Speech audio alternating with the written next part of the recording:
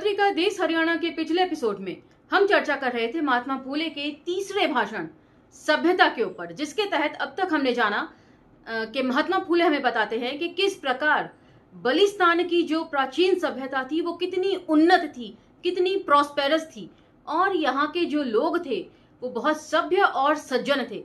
इसी वजह से वो एक मजबूत परंपरा की नींव रख सके। लेकिन जैसे ही आर्यों का आगमन बलिस्तान में हुआ तो लगातार संघर्षों के बाद छल और बल से उन लोगों ने, आर्य लोगों ने, यहाँ के शूद्र अतिशूद्र या यूं कहिए मूल निवासियों को हाशिए पर रख दिया और उनका जीवन एकदम जानवरों से भी बदतर बना दिया। महात्मा फूले कहते हैं कि यदि अपने प्रतापी राजाओं के बारे में, अपने पूर्वजों के बारे में जानना हो तो बजाय पुराणों का अध्ययन करने के अपने पूर्वजों और महापुरुषों का अध्ययन हमें करना चाहिए। और अंग्रेजों के आने के बाद जो हमें पढ़ाई लिखाई का एक मौका मिला है उसे हमें हाथ से नहीं गंवाना चाहिए। तो अब हम यहाँ से आगे पढ़ेंगे, चलिए मेरे साथ। आभासी दुनिया के मेरे दोस्तों, शालिनी बोल रही हूँ। जय भीम, कूल जौहार। आज का विषय है यूनान रोमन सभ्यता। तो बलिस्तान के साथ साथ जो भी पैरेलल सभ्यताएं थी उसके बारे में भी वो हमें जानकारी देते हुए चल रहे हैं कि किस तरीके से आक्रमण ऐसा नहीं है जिन्हें ये जंगली आर्य बोलते हैं। ये सारे जो जंगली कबीले थे इन्होंने सिर्फ बलिस्तान का ही नाश नहीं किया, आसपास पनप रही उस वक्त की कंटेम्प्रेरी सभ्यताओं का भी नाश उन्होंने किया है। लेकिन किस तरीके से वो सभ्यताएं दोबारा अपने आप को खड़ा कर पाई और भारत जो है आज भी नहीं कर पाया है अपने आप को खड़ा। इस पृथ्वी पर सृष्टि क्रम के अनुसार हर मानव समाज की तथा उस देश की सभ्यता ने मानव जाति के सुख और ज्ञान को बढ़ाया है। एक समय अपने से बहुत दूर अमेरिका महाद्वीप के कुछ देशों में सभ्यता बनी और वह फिर मिट गई और वहां के लोग अवनत होकर जंगली अवस्था में पहुंच गए, लेकिन उसे मनुष्य जाति की आदम अवस्था नहीं कहा जा सकता। प्राचीन काल में मिस्र, मेसोपोटामिया, यूनान, रोम आदि देशों में सभ्यता आ चुकी थी। यूरोपीय इतिहासकारों का कहना है कि यहाँ के लोगों को ज्योतिष विज्ञान, चिकित्सा विज्ञान, गणित जैसे विज्ञानों का ज्ञान था। प्राचीन काल में सभ्य हुए मिस्र, यूनान, इटली आदि देश वर्तमान में पिछड़ गए हैं। इससे यह नहीं कहा जा सकता कि मानव सभ्यता मानव समाज में या किसी देश में निरंतर चलती रहती है। वे लगातार इस बात को बोल रहे हैं कि सभ्यता का जिस तेजी के साथ उभार होता है उसी तरीके से पतन भी होता है। उतार चढ़ाव हमेशा सभ्यताओं में बने रहते हैं, ये कहने का मतलब है महात्मा फूले का। सभ्यता का अर्थ देश में रहने वाले लोगों की स्वतंत्रता है, जिसको जंगली, भुक्खड़, लालची, लोभी, क्रूर, महत्वाकांक्षी जैसे मानव भेड़ियों ने छीन लिया।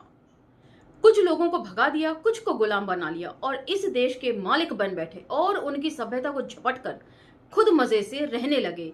तो जो अपने मतलब से था उसको अपने अंदर मर्ज कर लिया और बाकी को छोड़ दिया हाशिए पर। इस तरह जंगली लोगों के ही भाई बंधुओं ने बलिस्तान पर कई बार आक्रमण किया और यहाँ के मूल शिक्षित व सुशील क्षत्रियों को जीतकर उन्हें गुलाम बनाया। अनेक प्रकार से उनके बुरे हाल कर दिए। कितनी ही बार महार मांगों की चमड़ी उधेड़कर त्वचम कृष्ण मार धयतम उन्हें तुरंत जला दिया। वेदांत पुराण में इसके प्रमाण व साक्ष्य हैं। तो वेदांत पुराण का यहाँ पर उल्लेख उन्होंने किया है कि इस तरह की बातें उसमें लिखी गई हैं, उसे आप पढ़ सकते हैं यदि संभव हो तो। उसके कुछ समय बाद ईरानी आर्य जिस देश से आए उस देश में पर्शियन सभ्यता का उदय हुआ। जिस दिन के उजाले में ही यूनानियों ने ईरानियों को मैराथन तक खदेड़ दिया और अपने देश को सभ्यता के रास्ते पर लगा दिया। तो ईरानियों को, ईरानी आर्य जो हमारे यहाँ पर आए और यहीं पर रह गए और यहाँ की सभ्यताओं को पूरी तरीके से ध्वस्त कर दिया, लेकिन उन्हें अपने ही जगहों से खदेड़ा गया। उसके बाद ही वहां पर सभ्यताओं का विकास हो सका। यूरेशियंस क्यों खदेड़े गए, ये एक जांच का विषय है। आगे चलकर यवनी जाति की फिलिप यूनान का बादशाह बन गया और उसका बेटा सिकंदर बड़े पराक्रम से पर्शियनों को हराते हुए हिंदुस्तान तक पहुंचा, यहाँ के भट्ट भिक्षुओं की कमर तोड़ दी और वापस अपने देश निकल गया और रास्ते में ही उसकी मृत्यु हो गई। उसके कार्यकाल में पूरी दुनिया में यूनानी सभ्यता की दुदुम्भी बजती थी। वहां के ज्ञान, कला व शास्त्रों की पूर्णता के कारण यूनानियों को रोमन लोगों ने जीत लिया और अपने साम्राज्य में मिला लिया। इन शक्तिशाली रोमन लोगों के शक्तिशाली साम्राज्य पर हूण, फ्रंक, तातर, मुगल, ट्यूटन आदि जंगली कबीलों ने इकट्ठे होकर धावा बोल दिया। तो इन जंगली कबीलों में उन्होंने मुगलों का भी जिक्र किया है। तो इससे पता चलता है कि इतिहास जो है वो टोटलिटी में ही देखा जाना चाहिए। जो लोग आरोप लगाते हैं कि यहाँ पर मुगलों की तारीफ की जाती है, तो ऐसा नहीं है। समय आने पर उनको भी लताड़ा गया है। आगे बढ़ते हैं। रोमन बादशाह को आगे आगे लगा दिया गया। रोमन साम्राज्य की दूसरी शाखा कैंटिनोपल में लगभग 1000 साल तक शासन किया और उस पर मुसलमानों ने जीत लिया। इसलिए वहां के यूनानी लोग अपनी रक्षा के लिए रोम शहर में आकर बस गए। वे अपने साथ नई पुरानी किताबें भी लेकर आए। जैसे ही विद्वानों का ध्यान उजड़े हुए यूनानियों की गुप्त ज्ञान धन पर गया और यूरोप के सभी देशों में फैल गया, पीटार्क, बोक्योचियो जैसी विद्वान मंडली ने बहुत मेहनत करके यूनान व रोमन साम्राज्य में लिखी गई पुस्तकें ढूंढने का संघर्ष किया। तो कई जगहों पर कई सारे विद्वानों का नाम महात्मा फूले ने लिखा है। इससे पता चलता है कि पढ़ाई लिखाई की परंपरा कितनी सशक्त तरीके से उन्होंने निभाई होगी। यूनानी विद्या का प्रभाव इंग्लैंड तक पहुंच गया, जो आज तक उनको अप्राप्य रहा था। अंग्रेजों में इस प्राचीन ज्ञान भंडार को खोलकर देखने की उत्सुकता पैदा हुई। तो यहां पर तो ज्ञान की बात से ही लोगों को चिढ़ है। तो क्या किया जा सकता है? इस कारण अंग्रेजों ने अपने व अपने देश में अभूतपूर्व सुधार किए और दुनिया भर में अपने साम्राज्य स्थापित कर लिया। तो इससे पहले वे बता रहे हैं कि पिछले एपिसोड में हमने पढ़ा था किस प्रकार अंग्रेज जो है वो अपने जंगली अवस्था में पहुंचा दिए गए थे, लेकिन वहां से उन्हें एक मौका मिला विद्वानों की मंडली के तहत विज्ञान तक पहुंचने का, ज्ञान भरी बातों को जानने का। उन्होंने तुरंत उस तरफ कदम बढ़ाया और अपनी सभ्यता को दोबारा से जीवित कर लिया, जिंदा कर लिया। फिलहाल अपने देश में अंग्रेजों का ही राज है। शूद्र अतिशूद्र लोगों के पशुतुल्य जीवन और अज्ञानता को दूर करने के लिए बहुत ही उपयुक्त है, क्योंकि मनु विधान के अनुसार शूद्रों अतिशूद्रों द्वारा विद्या ज्ञान हासिल कर कोई उद्योग धंधा करना, धन संपत्ति अर्जित करना आज तक वर्जित था।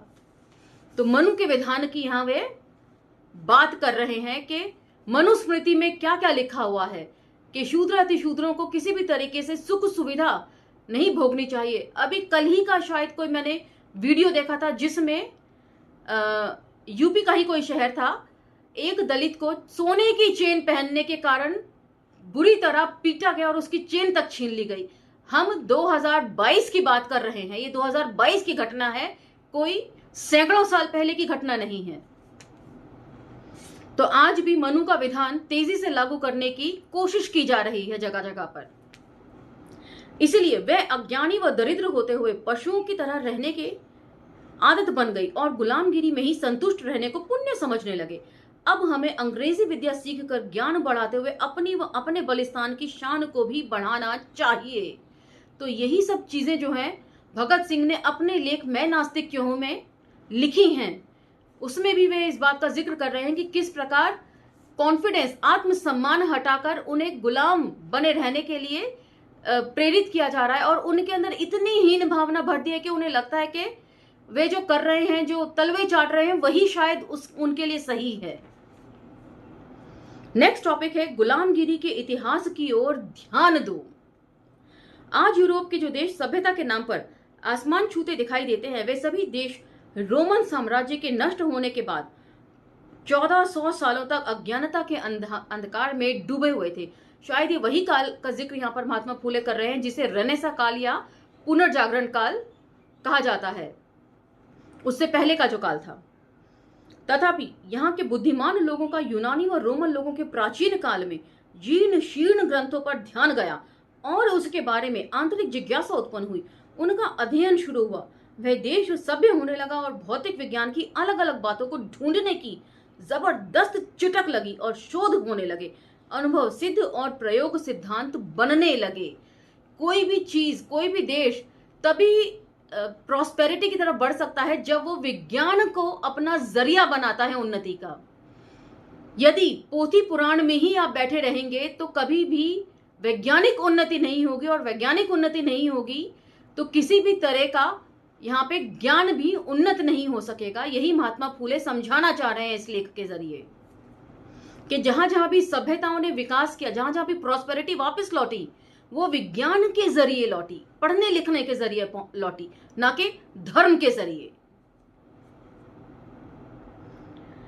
किसी ने मानव प्राणी, किसी ने पशु पक्षियों और किसी ने पेड़ पौधों, किसी ने भूमि, किसी ने समुद्र, किसी ने आकाश, किसी ने तारों ग्रहों के शोध करते हुए अपने देश का और मानव जाति का ज्ञान बढ़ाने में ध्यान दिया।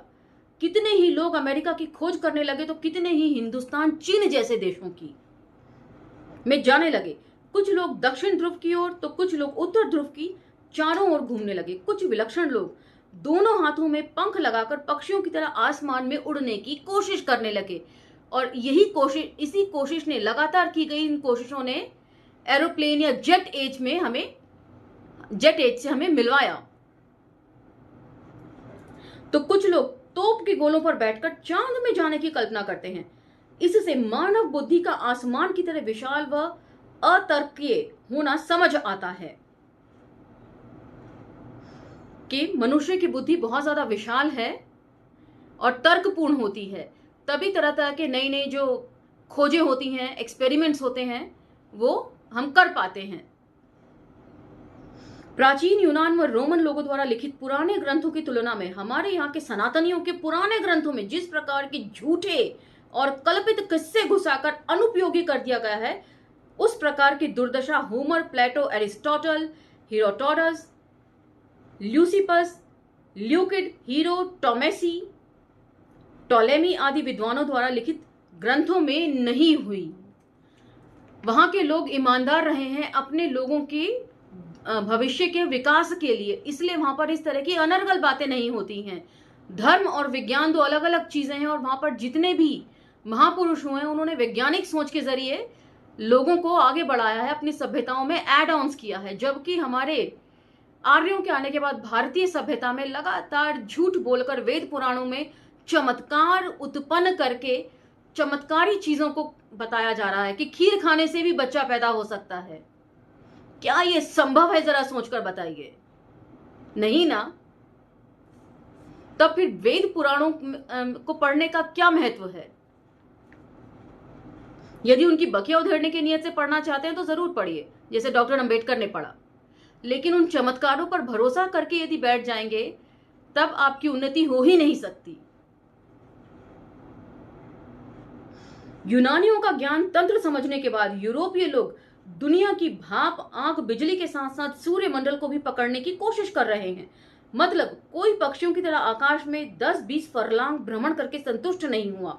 वे चांद पर कब पहुंचेगा पता नहीं, पर भविष्य में वे चांद पर ही नहीं, आकाश गंगा में अनेक सूर्यमंडल हैं, उनमें से पृथ्वी पर जैसे किसी ग्रह पर ही ना पहुंच जाए, कह नहीं सकते। तो कितना दूर तक सोच सकते थे महात्मा फूले, कितनी दूरदर्शिता थी, कितना दूर तक उन्होंने विज्ञान को सोच लिया था कि विज्ञान एक दिन इतना उन्नत हो सकता है कि हम चांद पर जा सकता है मनुष्य, या सौर मंडल के किसी और ग्रह पर भी इस तरह का जीवन हो सकता है और मनुष्य वहां तक पहुंच सकता है। इतने सालों पहले, 150 साल पहले लिखे गए इस भाषण में उन्होंने ये सारी बातें कही हैं। तो कितनी वैज्ञानिक सोच होगी महात्मा फूले की, ये मुझे हैरान कर रही है। गत 400-500 सालों में यूरोप महाद्वीप के अलग अलग देशों में वैज्ञानिक विद्वानों ने सत्य का शोध किया और अपने अपने देशों की सभ्यताओं को उन्नत करने के लिए कठोर प्रयास करने लगे। अपने देश के भौतिक शास्त्र को शिखर पर ले जाने के लिए संघर्ष कर रहे हैं। फिलहाल किसी घुड़दौड़ की तरह यूरोप के अलग अलग देशों में सत्य का शोध करके सभ्यता रूपी घुड़दौड़ शुरू है। सभी देश एक दूसरे से होड़ कर रहे हैं कि कहीं हम सभ्यता में पिछड़ ना जाएं, और वहीं भारत, किसी तरह की कोई खोज अभी तक यहां पर नहीं हुई है। कोई वैज्ञानिक खोज भारत के नाम पर नहीं है। एक सिफर को छोड़ दीजिए, शून्य की खोज की है और सब कुछ शून्य ही बनाने पर तुले हुए हैं। वहां अंग्रेजों के घोड़े जीत रहे हैं, दुनिया भर में इसकी चर्चा फैल गई है। मानव की जंगली अवस्था में फर्क पड़ा है और वे सभ्यता के रास्ते पर चल पड़े। खुद अंग्रेजों के ग्रेट ब्रिटेन में अभूतपूर्व विकास हुआ है, जैसे रसायन, पदार्थ विज्ञान, भूगर्भ, प्रकृति विज्ञान, सजीव विज्ञान, ज्योतिष आदि बातों में बड़े बड़े शोध होने लगे हैं। इस कारण लोगों की जिज्ञासा में बहुत वृद्धि हुई है और उनके आचार व्यवहार, नीति, मानव धर्म आदि में सुधार होते होते सचमुच में मानव प्राणी बन गए हैं। तो वैज्ञानिक सोच ही हमें ह्यूमन बीइंग बना सकती है। तार्किक होना ही ह्यूमन बीइंग होने की निशानी है। अक्ल विहीन, अर्थहीन वेद पाठ और शुष्क जाल निर्माण करने वाले, आरती की थाली घुमाने व घंटी बजाने वाले, हजारों सालों से हमें शूद्र मानने वाले लालची भट्ट लोगों के रहते यह होना कठिन है। तो आज भी कोरोना काल का ही जिक्र अगर मैं करूं तो विज्ञान कितनी तरक्की कर गया है। क्या यह संभव है कि ताली और थाली बजाने से कोरोना जैसी महामारी से निपटा जा सकता है? ये सवाल मैं आप लोगों के लिए छोड़ रही हूं, उन लोगों के लिए भी जो हर वक्त नेगेटिव कमेंट करते हैं और जिन्हें लगता है कि ब्राह्मणवादी सोच इस अंबेडकर नामा से फैलाई जा रही है। ऐसा नहीं है। आप खुद सोच के बताइए, यदि आपको कोरोना हो जाता तो आप घर में बैठ के थाली और घंटी ही बजाते या डॉक्टर के पास गए थे? मैं उन सभी लोगों से पूछना चाह रही हूं अंबेडकर नामक के जरिए। आप लोग कमेंट सेक्शन में जरूर बताइएगा, यदि आप में से किसी को कोरोना हुआ या घर में किसी को हुआ हो तो आपने उन्हें डॉक्टर के पास जाने की सलाह दी थी या ये सलाह दी थी कि भगवान के मंदिर में बैठकर आप घंटी बजाएं या थाली पीटें? इस बात का जवाब जरूर दीजिएगा। उसके बाद ही कोई तर्क या नेगेटिव कमेंट सेक्शन में डालिएगा। फिलहाल अपने बलिस्तान पर अंग्रेज बहादुरों का राज है। वे रैयत को सभ्य बनाकर सुख सुविधा बढ़ा रहे हैं। अंग्रेज बाहरी हैं, फिर भी इनको आज तक राज करने वाले बाहरी ईरानी, आर्य ब्राह्मण, दुर्रान पठान और तुर्रानी मुगल हूण लोगों से कई गुना बेहतर कहा जा सकता है, क्योंकि बाहर से भारत में घुसने वाले ईरानी ब्राह्मण पठान हूण थे और इन लोगों ने हमारे पुरखों को बिना वजह बेकार में हराया और अपने को शुद्ध रक्त के आर्य श्रेष्ठ कहकर यहाँ के लोगों को हीन, नीच, शूद्र समझकर उन पर राज किया। तो यहाँ पर महात्मा फूले साफ तरीके से लिख रहे हैं कि चाहे मुगल आए हो, चाहे हूण आए हो, चाहे कोई भी आए हो, अंग्रेजों से पहले उन लोगों ने यहाँ के जो जाति व्यवस्था है उसको छेड़े बगैर यहाँ पर राज किया। इसीलिए मुगलों का 100 साल के करीब शासन, 1000 सालों के करीब शासन से ब्राह्मणों को कोई आपत्ति नहीं थी, उन्हें कोई शिकायत नहीं थी मुगलों से, बल्कि मुगलों के दरबार में बड़े बड़े पदों पर बैठकर ये दरबारी बने। इन्हें तब मुगलों से कोई दिक्कत नहीं थी। लेकिन अंग्रेजों ने क्योंकि शूद्र अति शूद्रों को, अनटचेबल्स को, अछूतों को पढ़ाई लिखाई का अधिकार दे दिया और वे अपने राइट्स को समझने लगे, जिससे इन्हें दिक्कत होने लगी। इसीलिए अंग्रेजों को यहां से भगाने के लिए इन लोगों ने सारे हथकंडे अपनाए, वरना इन्हें अंग्रेजों से कोई शिकायत नहीं थी तब तक, जब तक वे अछूत और शूद्र अति शूद्रों के उद्धार की बात नहीं करते।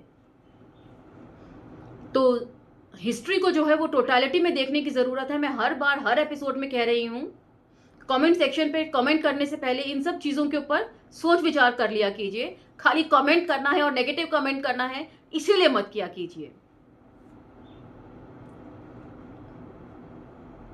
चलिए आगे बढ़ते हैं।